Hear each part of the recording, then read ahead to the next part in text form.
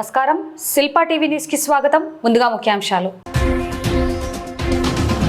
అన్ని స్థానాల్లోనూ వైఎస్ఆర్సీపీ పోటీ, ఏకగ్రీవాలకు తావులేదు. మాజీ ఎమ్మెల్యే శిల్పా రవిచంద్ర కిషోర్ రెడ్డి. శ్రీశైలంలో నీరున్నా రైతులకు అన్యాయం.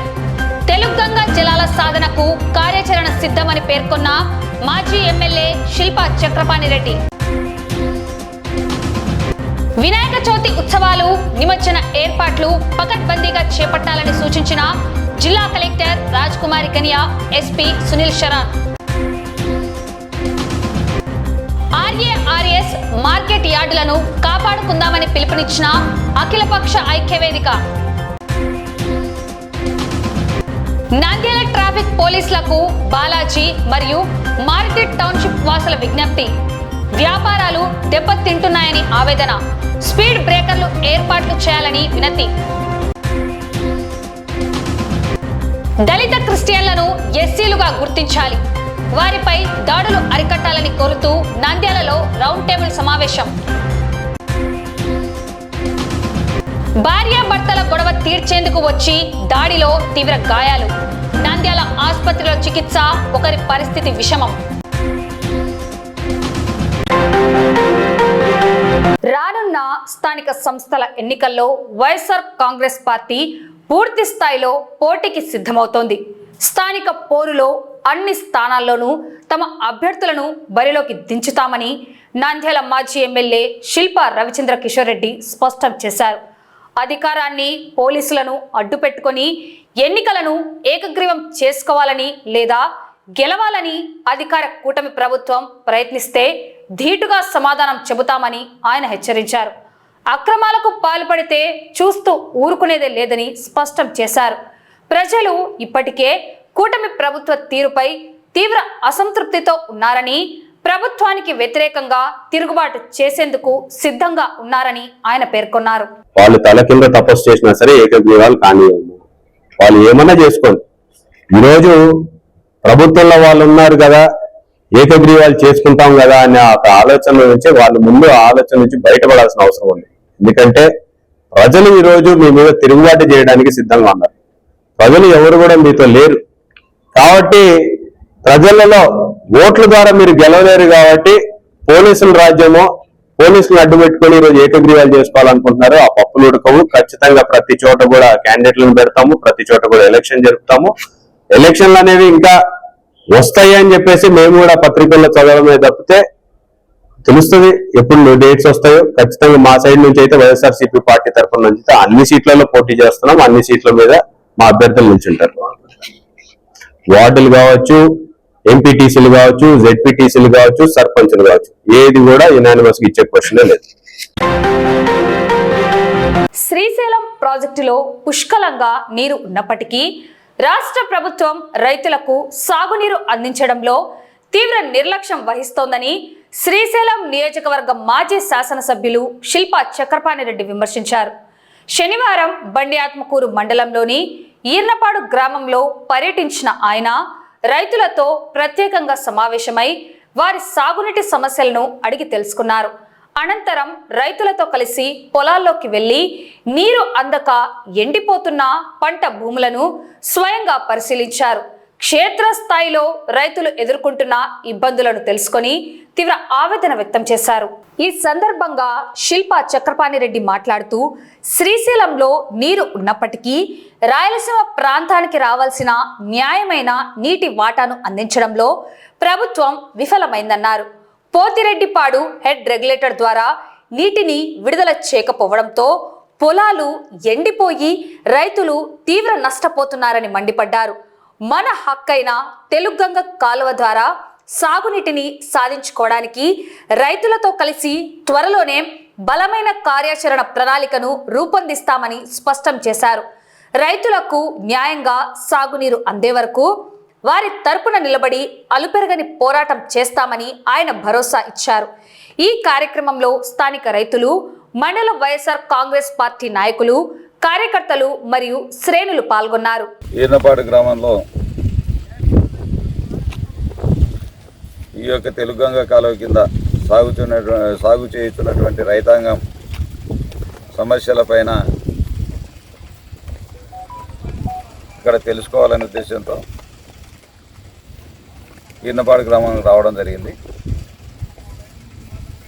ఈర్నపాడు పొలిమేరలో ఉన్నటువంటి పొలాలు ఇవన్నీ కూడా, ఇదంతా ఈర్నపాడు పొలిమేర, సింగవరం గ్రామం, అదేవిధంగా సోమయాదులపల్లె గ్రామాల పరిధిలో ఉన్నటువంటి ఈ పంట పొలాలన్నీ కూడా చూస్తూ ఉంటే ఎంత చూడండి, అక్కడ అన్ని నెట్టెలు పోయి ఈరోజు బతికే పరిస్థితి లేదు. ఇప్పుడు ఏమైనా నీళ్ళు ఇస్తే అంతో ఇంతో రైతు బతికే పరిస్థితి కనపడతా ఉంది. ఎక్కడ చూసినా బీటలు వారినాయి, ఎక్కడ చూసినా నెట్టెలు పోయినాయి.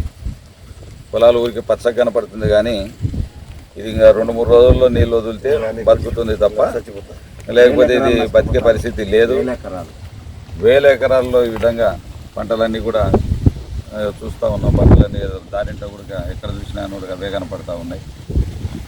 రైతు కంట్లో కన్నీరు తప్ప వర్షపు నీరు మాత్రం చుక్క నీరు వచ్చే పరిస్థితులు కనపడడం లేదు. రైతు కన్నీరు పెడతా ఉన్నాడు. ఈరోజు కనీసం ఎకరాకు 15,000 రూపాయలు ఖర్చు పెట్టి ఈరోజు ఇప్పటికే 15,000 రూపాయల పైనే ఖర్చు అయింది ఎకరానికి. ఈ విధంగా రైతు ఉంటే పాలకులు ఈరోజు చూస్తా ఉన్నాం, తెలుగుదేశం నాయకులు కావచ్చు, లేకపోతే కూటమి నాయకులు రైతులను పలకరించిన పాపాన లేదు ఏ విధంగా ఉన్నారని చెప్పి.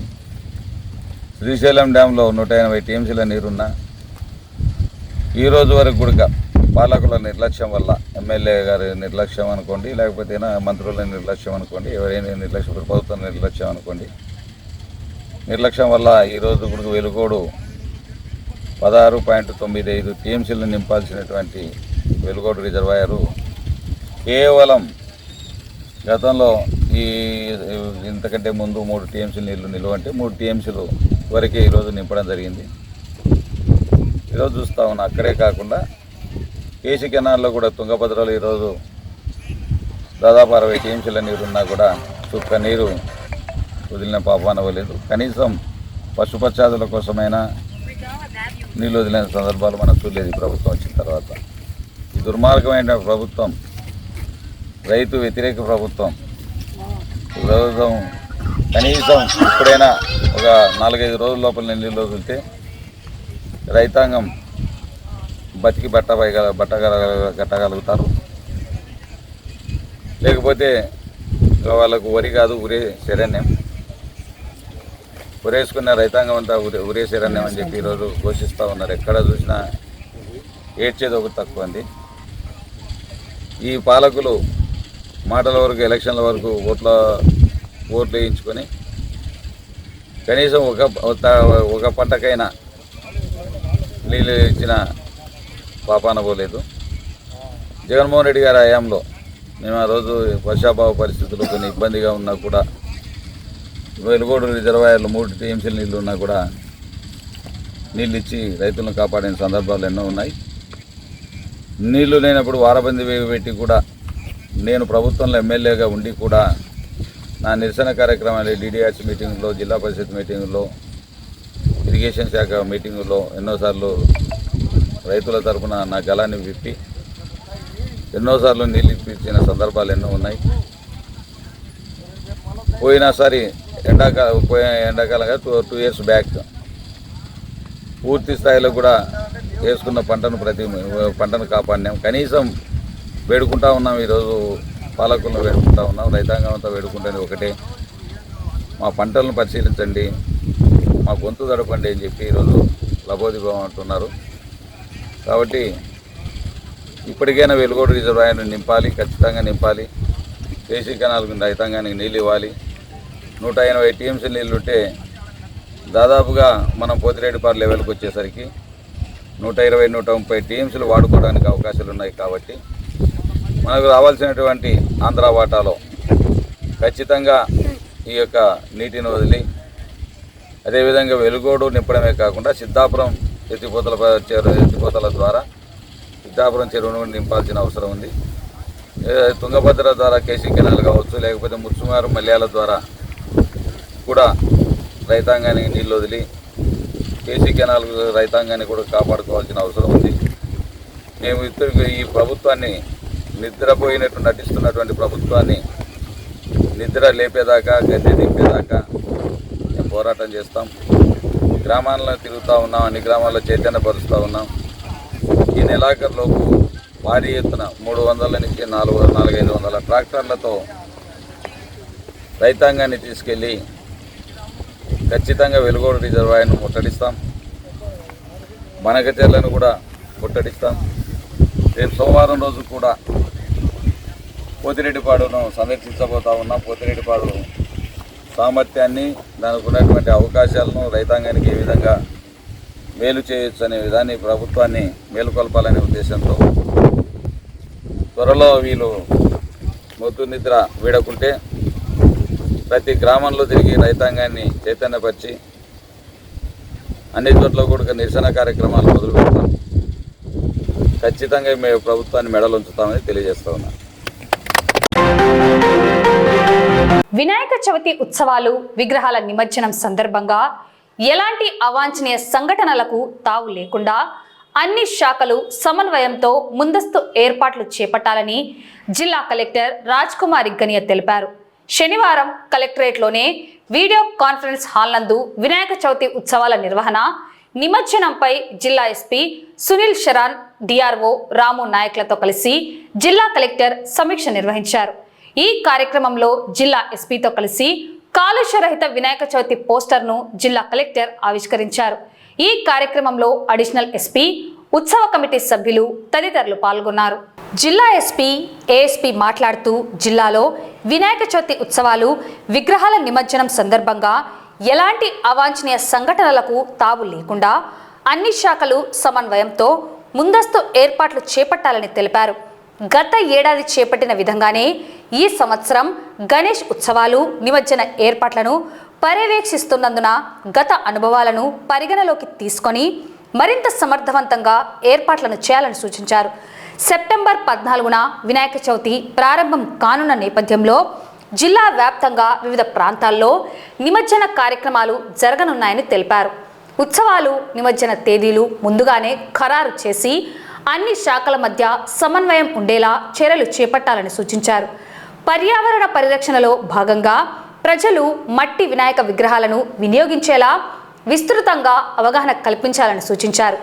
వినాయక చవితి సందర్భంగా రహదారుల మరమ్మతులు వెంటనే పూర్తి చేయాలని, ఆత్మకూరు బస్టాండ్ నుంచి చిన్న చెరువు వరకు నిమజ్జన ఊరేగింపులు జరిగే మార్గాల్లో ఉన్న గుంతలను ఆర్ఎన్బి, పంచాయతీరాజ్, మున్సిపల్ ఇంజనీరింగ్ అధికారులు వెంటనే పూడ్చి రహదారులను సురక్షితంగా సిద్ధం చేయాలని ఆదేశించారు. ఉత్సవాల్లో ఏర్పాట్లో ఎక్కడా జాప్యం లేకుండా శాఖల వారీగా బాధ్యతలు స్పష్టంగా కేటాయించి నిరంతర పర్యవేక్షణ చేపట్టాలని సూచించారు. మన సైడ్ నుంచి మొత్తం నంద్యాల డిస్ట్రిక్ట్ సైడ్ నుంచి I want to thank you all. So మనకి నంద్యాలలో కొంచెం సెన్సిటివిటీస్ ఉన్నాయి, అది మీ అందరికీ ఆల్రెడీ తెలుసు. సో నంద్యాల లాగా ఒక కామనల్ సెన్సిటివ్ ప్లేస్ లో మీరు ఇది చాలా పీస్ఫుల్ గా అందరు కోఆపరేషన్ తో చేస్తున్నారు. కాబట్టి నా సైడ్ నుంచి మీకు అందరికీ special congratulations and thank you కూడా. అండ్ ఈసారి కూడా లాస్ట్ 2 సంవత్సరాలు అండ్ ఇంతకు ముందు ఎలా పీస్ఫుల్ గా చేశారు అట్లాగే ఈసారి కూడా పీస్ఫుల్ గా అందరు కోఆపరేషన్ తో చేస్తారు. I'm sure about it.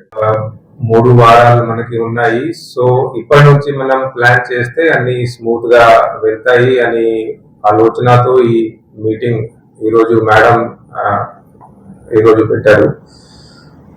So మనకి ఎక్కడ ఎన్ని ఇది మనం ప్లాన్ చేస్తున్నాము, గణేష ఐడల్స్ అండ్ ఎక్కడ మనం దానికి పాయింట్స్ కూడా ప్లాన్ చేస్తున్నాము.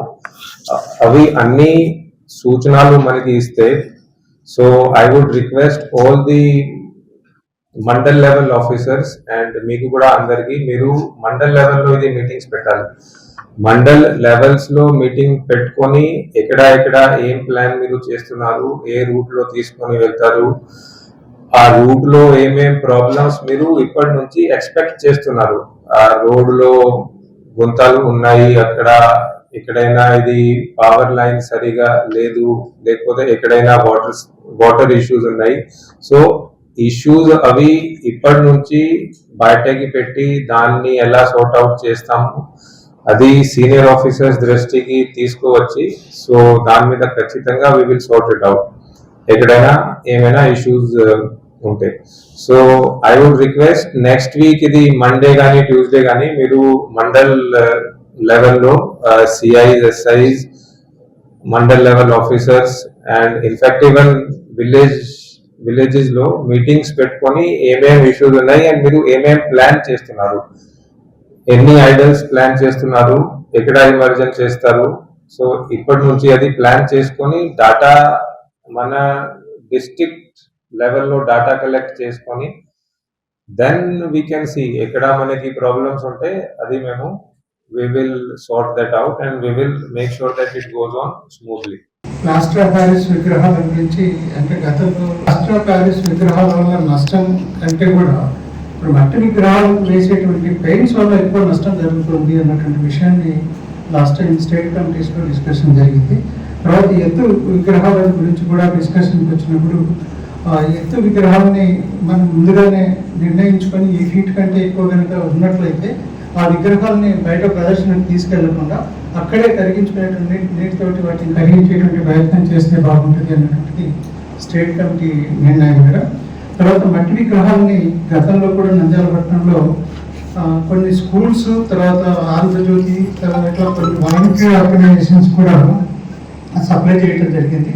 మనం కనుక అచ్చులు కనుక దొరికినట్లయితే వాటిని అచ్చుల కోసం ట్రై చేస్తున్నారు. అచ్చులు దొరికినట్లయితే కొనడానికి కూడా సమస్య లేదు, కానీ ఆ కొన్న తర్వాత చాలా స్కూల్స్ ద్వారా విగ్రహాలను తయారు చేసి ఫ్రీగా డిస్ట్రిబ్యూట్ చేయాలన్నటువంటి ఆలోచన నంద్యాల పట్టణంలో ఉంది మేడం.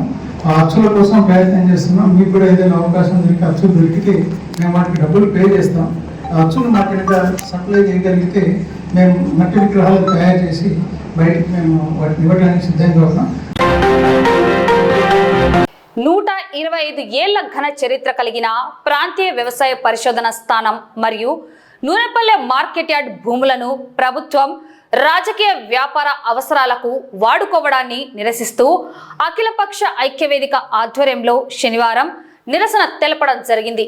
ఈ సందర్భంగా నూనెపల్లె మార్కెట్ యార్డ్లోని పశువుల సంతను సందర్శించిన ఐక్యవేదిక నాయకులు అక్కడి రైతులు, ప్రజలు మరియు వ్యాపారులకు ప్రభుత్వ చర్యలపై అవగాహన కల్పించారు.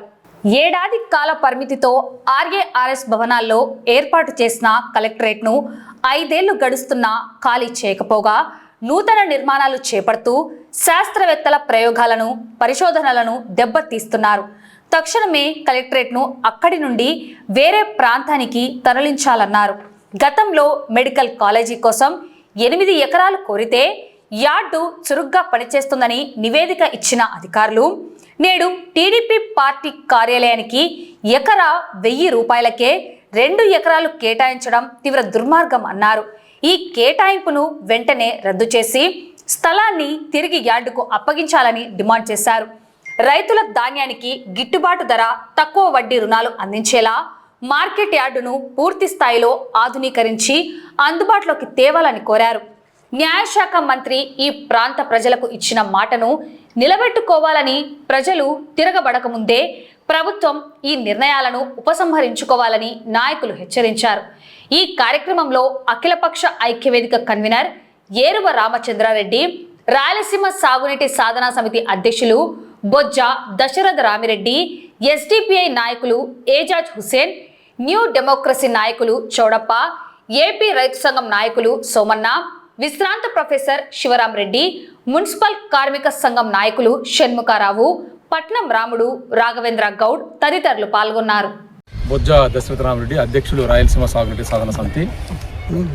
ఇంతకుముందు మిత్రులు మాట్లాడారు. ఇక్కడ ఈ మార్కెట్ యార్డు కోసం ఎంతోమంది నాయకులు కృషి చేశారు.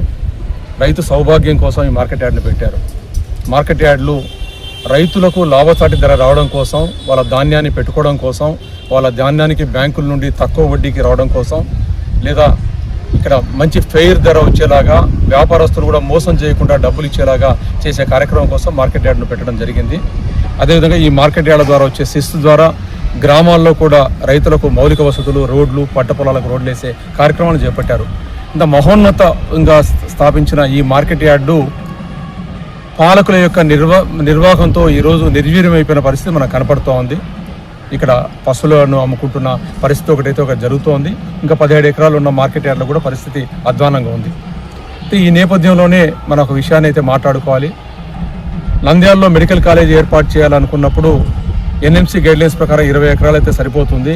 ఈ మార్కెట్ యార్డ్లో కేవలం పశువులను ఒకటే అమ్ముతున్నారు కాబట్టి పశువులకు వేరే చోట పెట్టుకొని ఈ 8 ఎకరాల విలువైన స్థలాన్ని కాలేజీకి ఇచ్చేసి దీన్ని మెడికల్ కాలేజీ ఏర్పాటు చేసుకోండి, హాస్పిటల్ పక్కనే ఉంటుందన్న సందర్భంలో ఆ రోజున్న కలెక్టర్ గారు ఈ మార్కెట్ యార్డు బ్రహ్మాండంగా పనిచేస్తుందని చెప్పి కోర్టులో అఫిడవిట్ సబ్మిట్ చేశారు. ఇది ప్రజలందరూ గుర్తుంచుకోవాలి. మరి ఇదే ఈరోజు తెలుగుదేశం పార్టీ అధికారంలోకి వచ్చిన తర్వాత మాకు కార్యాలయం కట్టుకోవాలి, విస్తారంగా 2 ఎకరాల్లో కార్యాలయం కట్టుకోవాలంటే కలెక్టర్ గారు దీన్ని 7 కోట్ల రూపాయలకు, ఎకరాకి 7 కోట్ల రూపాయలకు అమ్మేలాగా మాకేమీ పనికి రావడం లేదని చెప్పి ఒక 2 ఎకరాలు ఇవ్వడానికని ఇచ్చారు. అంటే ప్రభుత్వంలో ఉన్న అధికారులు ఒక ప్రభుత్వం ఏ ఆదేశాల ప్రకారం నడుచుకుంటారా అనేది మనం అర్థం చేసుకోవాలి. గతంలో ఇది బాగా పనిచేస్తుందని ఇచ్చారు మెడికల్ కాలేజ్ కట్టుకోవడానికి. అంటే ఒక ప్రభుత్వ మెడికల్ కాలేజ్ కట్టుకోవడానికి ఇక్కడ స్థలం లేదన్న వాళ్ళు ఈరోజు ఒక పార్టీ కార్యాలయం కోసం ఇంకొక కలెక్టర్ గారు ఇక్కడ నిర్వీర్యంగా ఉందని చెప్పి స్థలం ఇచ్చారంటే ఈ ప్రభుత్వం ఏ విధంగా పనిచేస్తుందో మనకు స్పష్టంగా అర్థమవుతుంది.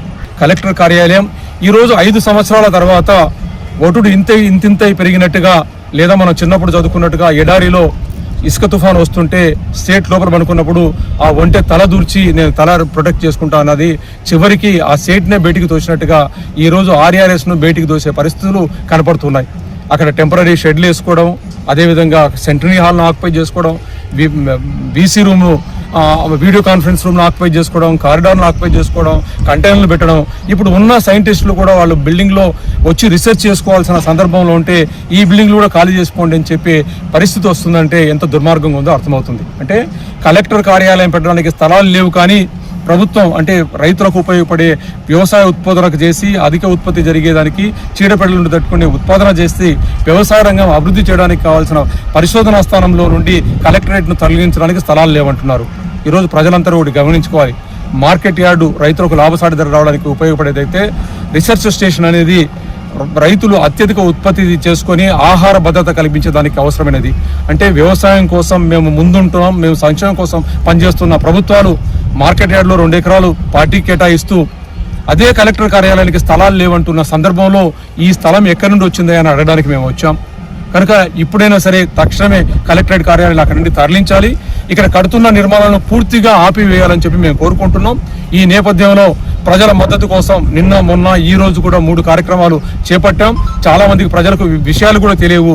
ఈ రోజు తెలిసిన తర్వాత పాలకులు ఇంత దుర్మార్గంగా ఉన్నారా, ప్రజల వ్యతిరేకంగా పనిచేస్తున్నారనే ప్రశ్నించే దిశగా వస్తున్నారు. ఆ వేడి మీకు తగిలి మీరు ఇక్కడ నుండి పారిపోయే పరిస్థితులు కలగక ముందరనే మీరు తక్షణమే ఈ కన్స్ట్రక్షన్ ఆపుదల చేయాలి. అదేవిధంగా కలెక్టరేట్ కార్యాలయాన్ని తక్షణమే తరలించాలని చెప్పి మేము కోరుకుంటున్నాం. విజ్ఞత కలిగిన న్యాయశాఖ మంత్రి గారు ఈ ప్రాంత ప్రజలతో ఎన్నుకబడి ఈ ప్రాంత ప్రజల న్యాయం కోసం చేస్తానని చెప్పి బాసట చేసి ప్రమాణం చేసిన మీరు ఆ దిశగా పనిచేస్తారని చెప్పి మేము ఆశిస్తున్నాం. జై రాయలసీమ, జై జై రాయలసీమ. పట్టణంలో ట్రాఫిక్ నియంత్రణ పేరుతో స్థానిక బాలాజీ కాంప్లెక్స్ ప్రాంతంలో ఏర్పాటు చేసిన ఐరన్ బ్యారిగేట్లను వెంటనే తొలగించాలని బాలాజీ మరియు మారుతి టౌన్షిప్ ప్రజలు, స్థానిక వ్యాపారులు అధికారులను కోరారు. బాలాజీ కాంప్లెక్స్ వైపు వెళ్లే రహదారికి అడ్డుగా ఈ బ్యారిగేట్లు వేయడం వల్ల వాహనదారులు, ప్రజలు ఇతర మార్గాల వైపు మళ్లీ పోతున్నారని వ్యాపారులు తెలిపారు. దీనివల్ల కాంప్లెక్స్ పరిసరాల్లోని దుకాణాలకు వినియోగదారులు రాక తమ వ్యాపారాలు తీవ్రంగా దెబ్బతింటున్నాయని, ఆర్థికంగా నష్టపోతున్నామని ఆవేదన వ్యక్తం చేశారు. ట్రాఫిక్ ను క్రమబద్ధీకరించడం మంచిదే అయినప్పటికీ రోడ్డును పూర్తిగా దిగ్బంధించడం సరికాదని వారు అభిప్రాయపడ్డారు. బారిగేట్లకు బదులుగా వాహనాల వేగాన్ని నియంత్రించేందుకు స్పీడ్ బ్రేకర్లను ఏర్పాటు చేస్తే ట్రాఫిక్ సమస్య పరిష్కారం అవడమే కాకుండా వ్యాపారాలకు ఎలాంటి విఘాతం కలగదని స్పష్టం చేశారు.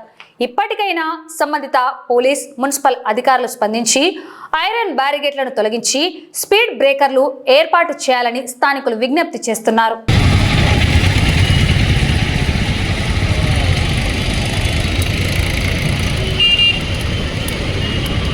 ఈ బార్గేట్ల గుండా మాకు బిజినెస్ చాలా ఇబ్బంది అవుతున్నాయి. మీకు అంతగా దానికి ట్రాఫిక్ ఇబ్బంది అనుకుంటే స్పీడ్ బ్రేకర్లు వేసినా మీకు సరిపోతుంది, కానీ అవి అంతలా వేసే బాలాజీ కాంప్లెక్స్ నుంచి పోటీ ఇంకా జనం రావాలంటే రాకున్నారు. మా బిజినెస్ చాలా తక్కువ ఇబ్బంది ఉంది. ఇక్కడ అసలు సాయంకాలం అయ్యేలాగల్లా ఎవరు ఎక్కువ తిరగడం లేదు. నైటు సైడ్ అట్ట అయ్యప్ప స్వామి గుడి నుంచి అట్టపోతారు. దీన్ని కూడా మీరు స్పీడ్ బ్రేకర్లు వేసుకొని అడ్జస్ట్మెంట్ చేసుకొని చేసుకోవచ్చు. దళిత క్రిస్టియన్లకు వెంటనే ఎస్సీ హోదా కల్పించాలని, వారిపై జరుగుతున్న దాడులను అరికట్టాలని పలు ప్రజా, కుల, దళిత సంఘాల నాయకులు డిమాండ్ చేశారు. కుల వివక్ష వ్యతిరేక పోరాట సంఘం, సిఐటియు, డివైఎఫ్ఐల సంయుక్త ఆధ్వర్యంలో నంద్యాలలోని పెద్ద చర్చి ఎదురుగా ఉన్న రైడర్ మెమోరియల్ కమ్యూనిటీ హాల్లో రౌండ్ టేబుల్ సమావేశం నిర్వహించారు. ఈ సమావేశానికి కేవీపీఎస్ జిల్లా నాయకులు పుల్లా నరసింహులు అధ్యక్షత వహించారు. ఈ సమస్యల పరిష్కారం కోసం ఈ నెల 24వ తేదీ సోమవారం నాడు నంద్యాల కలెక్టరేట్ ముందు భారీ ధర్నా చేపడుతున్నట్లు నాయకులు ప్రకటించారు. ప్రజా సంఘాలను కలుపుకొని నిరంతరం పోరాటాలు చేస్తామని, ప్రభుత్వం స్పందించకపోతే చలో విజయవాడ కార్యక్రమానికి పిలుపునిస్తామని హెచ్చరించారు. ఈ సందర్భంగా వివిధ సంఘాల నాయకులు మాట్లాడుతూ దేశంలో, రాష్ట్రంలో దళిత క్రిస్టియన్లపై దాడులు విపరీతంగా పెరిగిపోతున్నాయని ఆందోళన వ్యక్తం చేశారు. దళిత క్రిస్టియన్లకు ఎస్సీ హోదా దక్కకుండా కొన్ని మత సంస్థలు ఇబ్బందులకు గురి చేస్తున్నాయని ఆరోపించారు. కనీసం శ్మశాన వాటికలు కూడా లేక తీవ్ర అవస్థలు పడుతున్నారని, ప్రభుత్వాలు వారిని అంటరాని వారిగానే చూస్తున్నాయని మండిపడ్డారు. సమాజంలో కులాలు, మతాలు లేవని అధికార పార్టీ నాయకులు చెబుతున్న మాటలు క్షేత్రస్థాయిలో వాస్తవాలకు దూరంగా ఉన్నాయని పేర్కొన్నారు. దళిత కాలనీల్లో సర్వే నిర్వహించగా అనేక తీవ్రమైన సమస్యలు వెలుగులోకి వచ్చాయని తెలిపారు. డ్రైనేజీ వ్యవస్థ సరిగా లేక, కాలువలు శుభ్రం చేయకపోవడంతో టైఫాయిడ్, మలేరియా వంటి రోగాలు విలయ తాండవం చేస్తున్నాయని ఆగ్రహం వ్యక్తం చేశారు.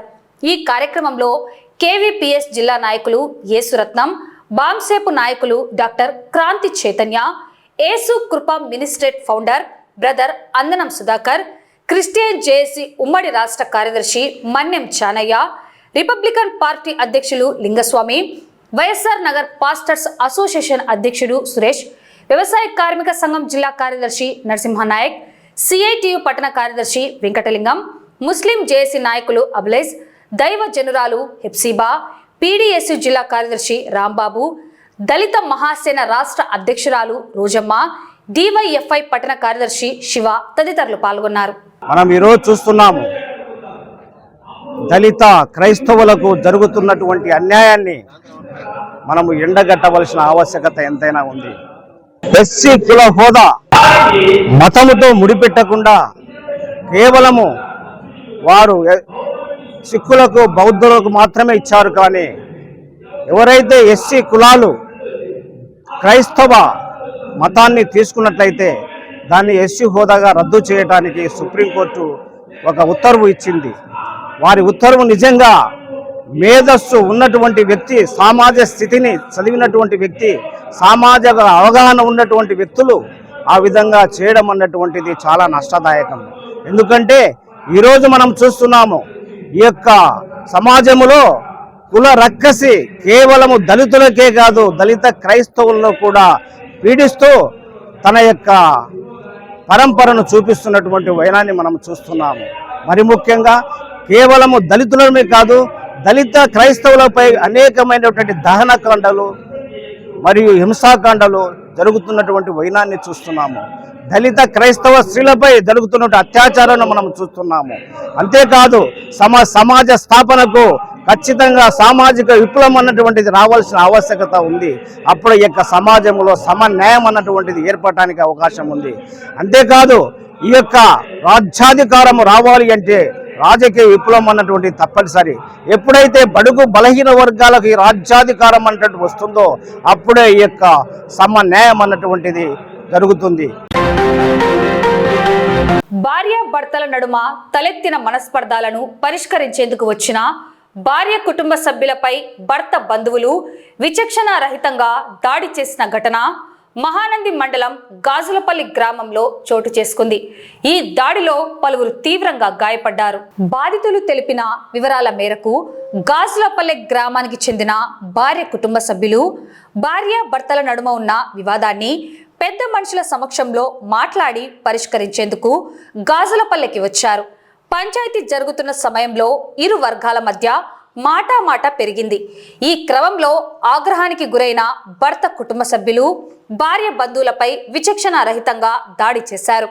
ఈ దాడిలో తీవ్రంగా గాయపడిన బాధితులను వెంటనే నంద్యాల ప్రభుత్వ సర్వజన ఆసుపత్రికి తరలించి చికిత్స అందిస్తున్నారు. అయితే గాయపడిన వారిలో ఒకరి పరిస్థితి అత్యంత విషమంగా మారడంతో వైద్యుల సూచన మేరకు మెరుగైన వైద్యం కోసం కర్నూలు ప్రభుత్వ ఆసుపత్రికి తరలించారు. ఈ ఘటనపై బాధితులు తీవ్ర ఆవేదన వ్యక్తం చేశారు.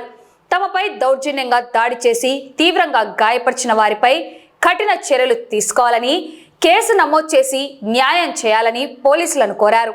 సమాచారం అందుకున్న పోలీసులు ఘటనపై దర్యాప్తు చేపడుతున్నారు. నా పేరు మధ్యలోటి.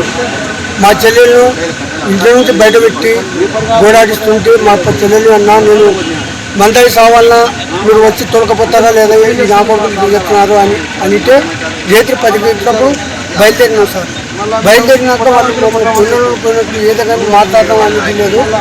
వాళ్ళ మర్రిపిల్లం ముందొచ్చి మా చెల్లెని కొడితే మేమెంత బాధపడాలి సార్. మళ్ళీ అది వాళ్ళు పెట్టినారు.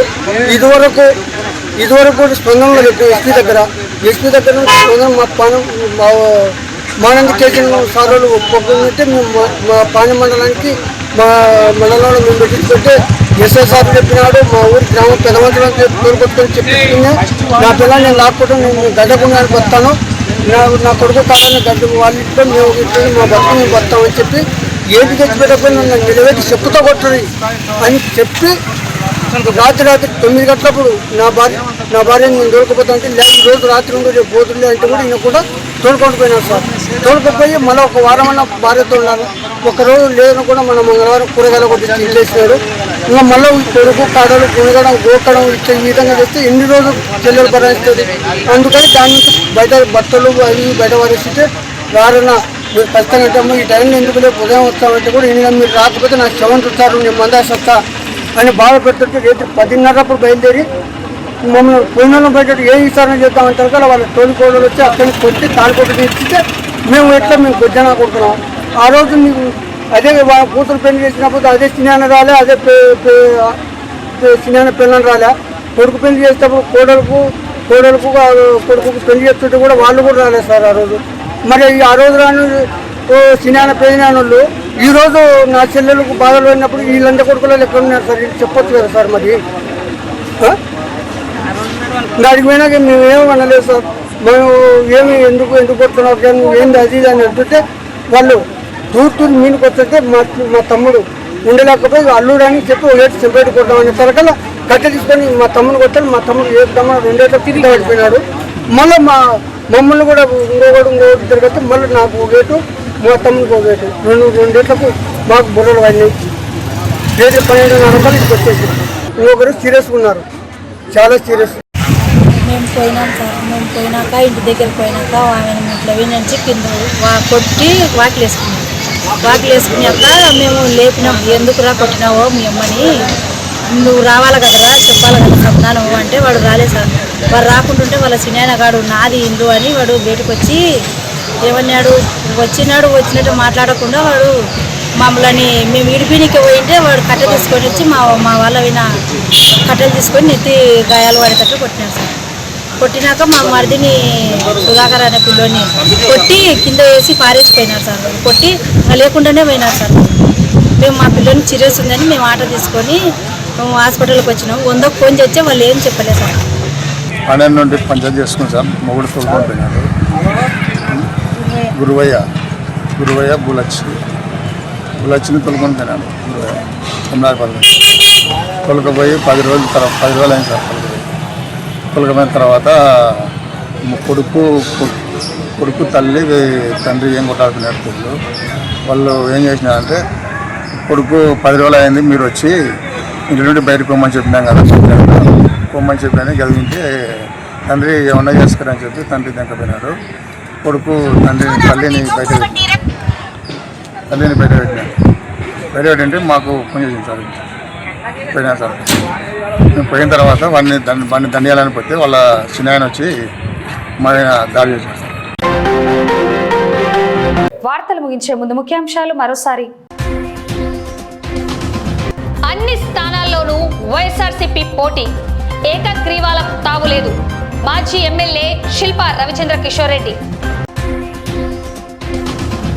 శ్రీశైలంలో నీరున్నా రైతులకు అన్యాయం. తెలుగంగ జలాల సాధనకు కార్యాచరణ సిద్ధమని పేర్కొన్న మాజీ ఎమ్మెల్యే శిల్పా చక్రపాణిరెడ్డి. వినాయక చవితి ఉత్సవాలు, నిమజ్జన ఏర్పాట్లు పకడ్బందీగా చేపట్టాలని సూచించిన జిల్లా collector Raj Kumari Kaniya, SP Sunil Sharan. RARS market యార్డులను కాపాడుకుందామని పిలుపునిచ్చిన అఖిలపక్ష ఐక్యవేదిక. నంద్యాల ట్రాఫిక్ పోలీసులకు బాలాజీ మరియు మార్కెట్ టౌన్షిప్ వాసుల విజ్ఞప్తి. వ్యాపారాలు దెబ్బతింటున్నాయని ఆవేదన. స్పీడ్ బ్రేకర్లు ఏర్పాట్లు చేయాలని వినతి. దళిత క్రిస్టియన్లను ఎస్సీలుగా గుర్తించాలి, వారిపై దాడులు అరికట్టాలని కోరుతూ నంద్యాలలో రౌండ్ టేబుల్ సమావేశం. భార్యాభర్తల గొడవ తీర్చేందుకు వచ్చి దాడిలో తీవ్ర గాయాలు. నంద్యాల ఆసుపత్రిలో చికిత్స, ఒకరి పరిస్థితి విషమం. ఈ వార్తలు ఇంతటితో సమాప్తం. నమస్కారం.